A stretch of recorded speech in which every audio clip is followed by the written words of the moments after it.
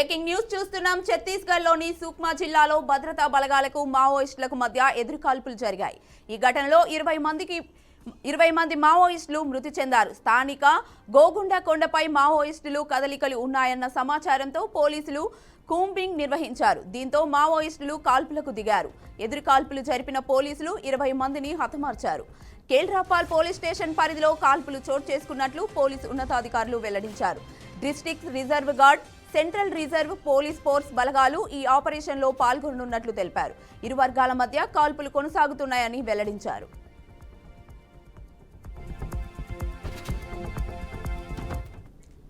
ఇక ఇదే అంశంపై మరింత సమాచారాన్ని మా అవుట్పుట్ ఎడిటర్ వెంకట్ అందిస్తారు. వెంకట్, చెప్పండి. ఛత్తీస్గఢ్ మరోసారి కాల్పుల మోత మోగింది. ఛత్తీస్గఢ్ అరణ్యం పర్టికులర్గా సుక్మా జిల్లాలో మరోసారి ఎన్కౌంటర్ జరిగింది. అంటే భద్రతా దళాలు అదేవిధంగా మావోయిస్టుల మధ్య భీకరమైనటువంటి కాల్పులు కొన్ని గంటల పాటు కొనసాగాయి. ఈ కాల్పుల్లో ఆల్మోస్ట్ 20 మంది మావోయిస్టులకు పైగా చనిపోయినట్టుగా అర్థమవుతుంది. మనం రీసెంట్ టైమ్స్ లో చూసాం. ఆల్మోస్ట్ ఒక 2-3 months గా కంటిన్యూస్ గా మావోయిస్టులకి పోలీసుల మధ్య జరుగుతున్న ఎదురు కాల్పుల్లో పర్టికులర్ గా ఛత్తీస్గఢ్ లోనే ఎక్కువగా ఈ ఎన్కౌంటర్లు కానీ ఎదురు కాల్పులు జరుగుతున్న పరిస్థితిని చూస్తున్నాం. గడిచిన 3 నెలలు దాదాపు 100 మంది మావోయిస్టులు చనిపోయినట్టుగా మనం స్పష్టంగా అర్థమవుతుంది. ఈ రోజు చనిపోయినటువంటి ఎన్కౌంటర్, ఈ రోజు జరిగిన ఎన్కౌంటర్ లో కూడా 20 మందికి పైగా నక్సల్ చనిపోయినట్టుగా ఇప్పటికే అధికారులు ప్రకటన చేశారు. ప్రస్తుతం అక్కడ భారీగా అంటే మావోయిస్టులకు సంబంధించినటువంటి డంప్ ఏదైతే ఉంటుందో యుద్ధ సామాగ్రి కావచ్చు, లేదంటే పేలుడు పదార్థాలు కావచ్చు, ఇవన్నీ కూడా సీజ్ చేశారు. డెడ్ బాడీస్ ని కూడా మొత్తం చుట్టేసి తీసుకొస్తున్న పరిస్థితి కనిపిస్తుంది.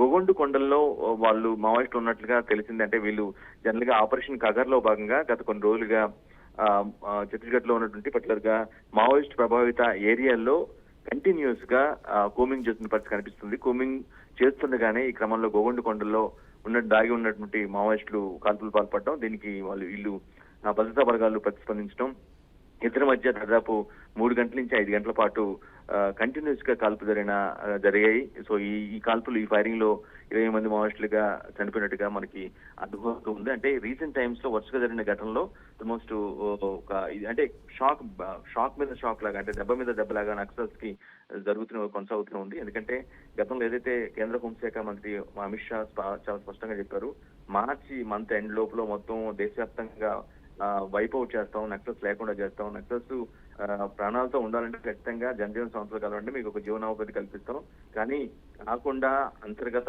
తీవ్రవాదం రెచ్చగొట్టే పరిస్థితి తీసుకొచ్చినట్లయితే మాత్రం ఉపేక్షించే పరిస్థితి లేదు, క్లియర్ కట్ గా వైప్ అవుట్ చేస్తామని చెప్పి ఆయన బహిరంగ స్టేట్మెంట్ ఇచ్చారు.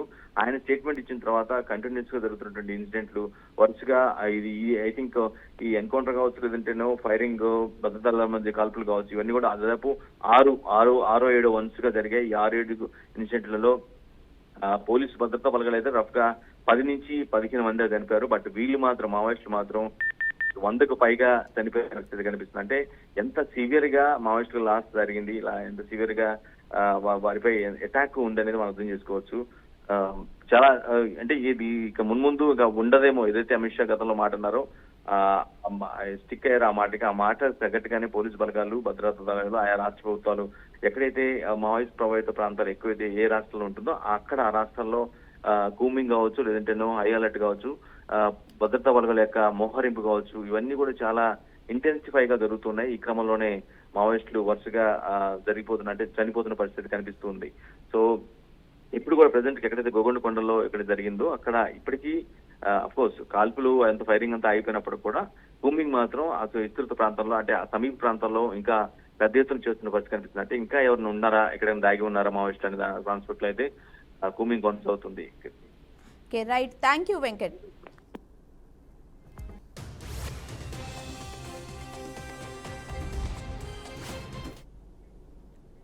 అన్నమయ్య జిల్లా తంబళ్లపల్లె నియోజకవర్గం టీడీపీలో మరోసారి విభేదాలు భంగమన్నాయి. బి కొత్తకోట పట్టణం జ్యోతి చౌక్లో మాజీ ఎమ్మెల్యే జి శంకర్ వర్గం, ప్రస్తుత ఇన్ఛార్జి జయచంద్రారెడ్డి వర్గం వేరువేరుగా పార్టీ ఆవిర్భావ దినోత్సవాన్ని జరుపుకున్నారు. పక్కపక్కనే 2 స్తంభాలను ఏర్పాటు చేసి పోటాపోటీగా జెండాలను ఆవిష్కరించారు. ఎన్నికల ముందు నుంచే ఇదే తీరు ఉండడంతో లోకల్ టీడీపీ కార్యకర్తలు అయోమయంలో ఉన్నారు.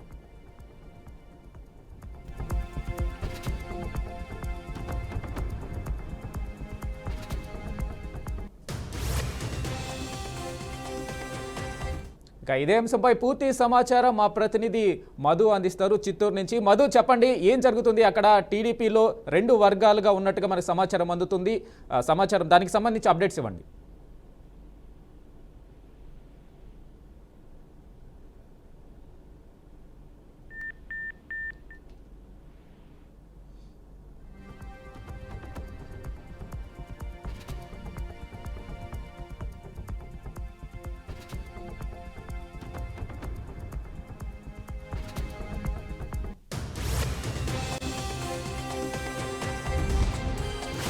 వెంకటేష్, అన్నమయ్య జిల్లా తంబలపల్లి నియోజకవర్గంలో మరోసారి బహిరంగమైన టీడీపీ వర్గ స్థాయికి అయితే బి కొత్తకోట పట్టణంలోని జ్యోతి నౌకలో వేరువేరుగా పార్టీ ఆవిర్భావ దినోత్సవాన్ని జరుపుకున్నారు. అయితే మాజీ ఎమ్మెల్యే శంకర్ వర్గం, మరో పక్క ప్రస్తుత ఇన్ఛార్జ్ జయచంద్రారెడ్డి వర్గం పక్కనే 2 స్తంభాలకు ఏర్పాటు చేసిన పోటీగా జెండాలను ఆవిష్కరించిన 2 వర్గాలు. ఎన్నికల ముందు నుంచే ఇదే తీరు ఉండడంతో ఆందోళన చెందుతున్న టీడీపీ పార్టీ అభిమానులు అలాగే కార్యకర్తలు తంబలపల్లి నియోజకవర్గంలోని ప్రస్తుత ఇన్ఛార్జ్ జయచంద్రారెడ్డి పార్టీ కార్యక్రమాలను నాయకులను కలుపుకుపోవడం లేదని విఫలమయ్యారంటున్న కొందరు తెలుగు తమ్ముళ్ళు. ఇన్ఛార్జ్ తీరు మారకపోతే తంబలపల్లి నియోజకవర్గంలో టీడీపీ పార్టీ కనుమరుగే అవకాశం ఉందంటూ కూడా అటు పట్టణ వాసులు కార్యకర్తలు కూడా చంద్రబాబు నాయుడు జోక్యం చేసుకుని కొత్త ఇన్ఛార్జ్ పెడితే గ్రూప్ రాజకీయాలు ఉండవని కూడా ఏకదాడిగా పనిచేస్తే 2029లో తెలుగుదేశం జెండా ఎగరేస్తామని కొందరు కార్యకర్తలు కూడా మరింగానే చెప్తున్నారు. అయితే ఈ రోజు పక్కపక్కనే 2 స్తంభాలు ఏర్పాటు చేసి కూడా పోటీగా జెండాలు ఆవిష్కరించారు. 2 వర్గాలు కూడా జై తెలుగుదేశం అని కూడా నివారణ చెప్పింది. అయితే పోలీసులు కూడా అక్కడికి చేరుకుని కూడా వాళ్ళిద్దరిని సమర్థించి కూడా వాళ్ళు బైఠాయించి కూడా 2 వర్గాల నుంచి కూడా పంపించేశారు. అయితే వర్గం జయచంద్రారెడ్డిని మార్చాలని కూడా పట్టుబడుతుంది. అయితే హైకమాండ్ తోనే తెలుసుకుంటాము, మాకు కొత్త ఇన్ఛార్జ్ ఇస్తే 2029లో జెండా ఎగరేస్తామని కూడా నాయకులు కూడా భరోసా కూడా చెప్తున్నారు. Venkatesh. Right Madhu, thank you.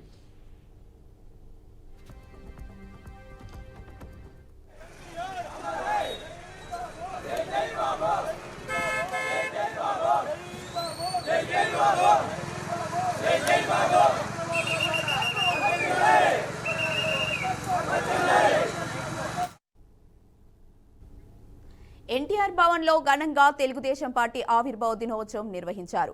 వేడుకలకు పార్టీ అధినేత సీఎం చంద్రబాబు, మంత్రి నారా లోకేష్ హాజరయ్యారు. ఈ సందర్భంగా పార్టీ జెండా ఎగురవేశారు. ఎన్టీఆర్ విగ్రహానికి చంద్రబాబు, నారా లోకేష్, పార్టీ ఏపీ రాష్ట్ర అధ్యక్షుడు పల్లా శ్రీనివాసరావు నివాళి అర్పించారు. కార్యక్రమంలో హోంమంత్రి అనిత, కేంద్ర మంత్రి పెమ్మసానితో పాటు పార్టీ శ్రేణులు పాల్గొన్నారు. ఈ పార్టీకి మనందరం వారసులం. ఈ విషయం మీరందరూ గుర్తుపెట్టుకోవాల్సిన అవసరం ఉంది. నేను కూడా ఈ పార్టీకి ఒక అధ్యక్షుడిని, ఒక టీం లీడర్ని మాత్రమే. నా ఆలోచన తెలుగుదేశం పార్టీ శాశ్వతంగా ఉండాలి.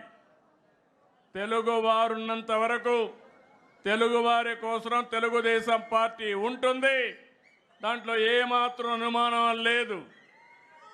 మన అందరం వారసులం మాత్రమే కానీ పెత్తందారులు మాత్రం కాదు. ప్రతి ఒక్క కార్యకర్తకు న్యాయం చేసి తిరిగి ఈ సాంప్రదాయాన్ని భావితరాలకు అందించవలసిన బాధ్యత మనందరిపైన ఉందని చెప్పి మరొకసారి విజ్ఞప్తి చేస్తున్నా. అందుకే మీరు ఒక్కసారి చూస్తే ఎన్నో పార్టీలు వచ్చాయి.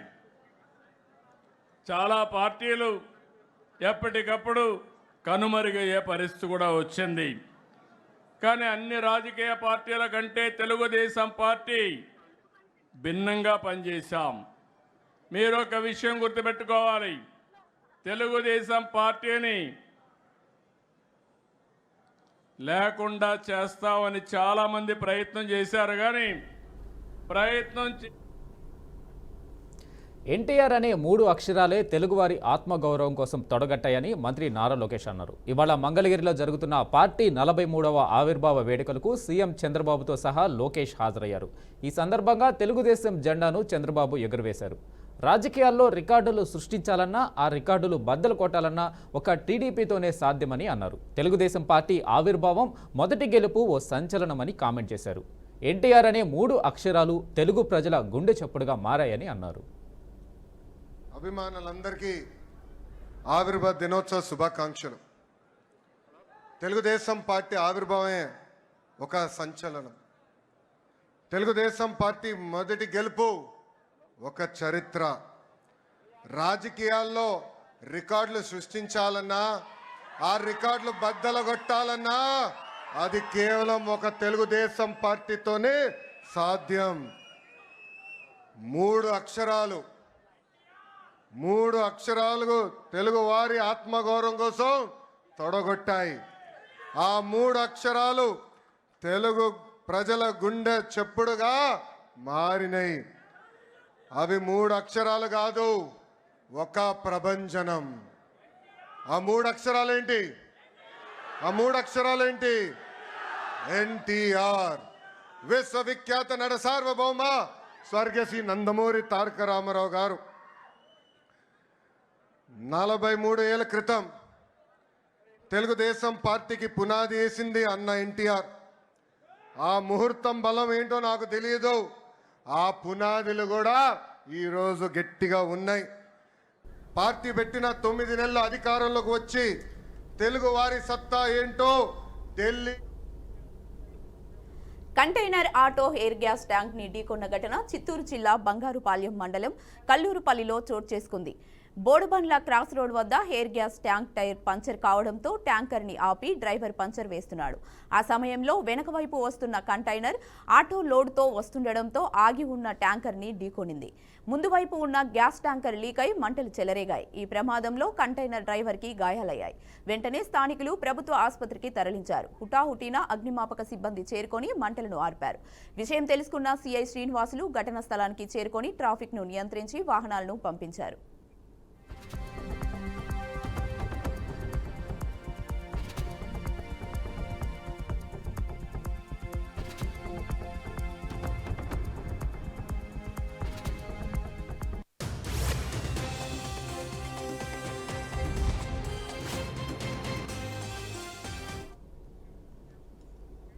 తెలుగుదేశం పార్టీ 43వ ఆవిర్భావ దినోత్సవం సందర్భంగా జనసేన అధినేత డిప్యూటీ సీఎం పవన్ కళ్యాణ్ శుభాకాంక్షలు తెలిపారు. ఈ సందర్భంగా ఆయన తన ఎక్స్ ఖాతాలో టీడీపీ జాతీయ అధ్యక్షుడు నారా చంద్రబాబు నాయుడు, జాతీయ కార్యదర్శి నారా లోకేష్, టీడీపీ రాష్ట్ర అధ్యక్షుడికి శుభాకాంక్షలు తెలిపారు. 1982లో ఉమ్మడి ఆంధ్రప్రదేశ్ రాష్ట్రంలో ప్రత్యామ్నాయ రాజకీయ వేదికగా, ప్రజల గొంతుకగా తెలుగుదేశం పార్టీ ఏర్పడిందన్నారు. మాజీ ముఖ్యమంత్రి నందమూరి తారక రామారావు స్థాపించిన తెలుగుదేశం పార్టీ 42 ఏళ్ల ప్రస్థానం పూర్తి చేసుకుని 43వ సంవత్సరంలోకి అడుగుపెట్టడం ఆనందంగా ఉందన్నారు. నాటి నుండి నేటి వరకు ఎన్నో విప్లవాత్మక మార్పులకు శ్రీకారం చుడుతూ జాతీయ రాజకీయాల్లో కీలక శక్తిగా ఎదిగిన టీడీపీ ప్రజల పక్షాన నిలిచిందని తెలిపారు.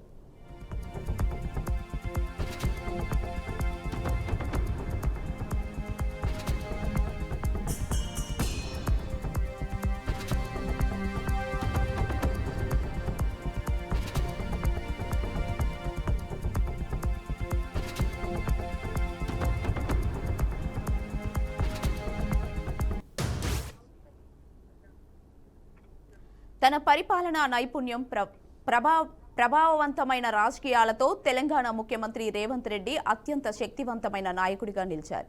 ది ఇండియన్ ఎక్స్ప్రెస్ 2025 సంవత్సరానికి సంబంధించి దేశంలోని వివిధ రంగాల్లో అత్యధిక శక్తివంతులైన 100 మంది ప్రముఖుల జాబితాతో విడుదల చేసింది. ఈ జాబితాలో ముఖ్యమంత్రి రేవంత్ రెడ్డి 28వ స్థానం దక్కించుకున్నారు. 2024 సంవత్సరపు జాబితాలో 39వ స్థానంలో ఉన్న సీఎం రేవంత్ రెడ్డి ఈ ఏడాది కాలంలోనే ఏకంగా 11 స్థానాలు ఎగబాకి 23వ స్థానానికి చేరుకున్నారు. దేశంలో రాజకీయ, వ్యాపార, క్రీడా, వినోద రంగాల్లో అత్యంత ప్రభావవంతమైన వ్యక్తులు ఈ జాబితాలో ఉన్నారు. తెలంగాణ రాష్ట్ర పాలనలో తీసుకువచ్చిన మార్పులు, వ్యూహాత్మక రాజకీయ కార్యకలాపాలు దేశవ్యాప్తంగా ఇండియా కూటమిలో పోషిస్తున్న ప్రముఖమైన పాత్రతో ముఖ్యమంత్రి రేవంత్ రెడ్డికి ఈ గుర్తింపు లభించింది. ఈ జాబితాతో సీఎం రేవంత్ రెడ్డిని ఇండియా కూటమిలోని ఇతర ప్రముఖులైన సీఎంలు సరసన నిలిచింది.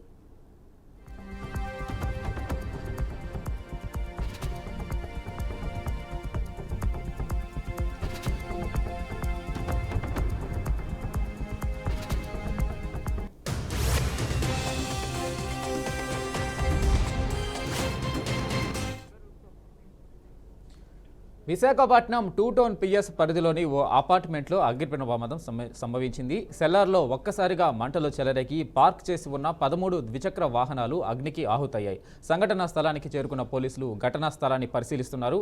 ఇది ప్రమాదమా లేక దుశ్చర్యనా అనే కోణంలో దర్యాప్తు చేస్తున్నట్లు పోలీసులు తెలిపారు.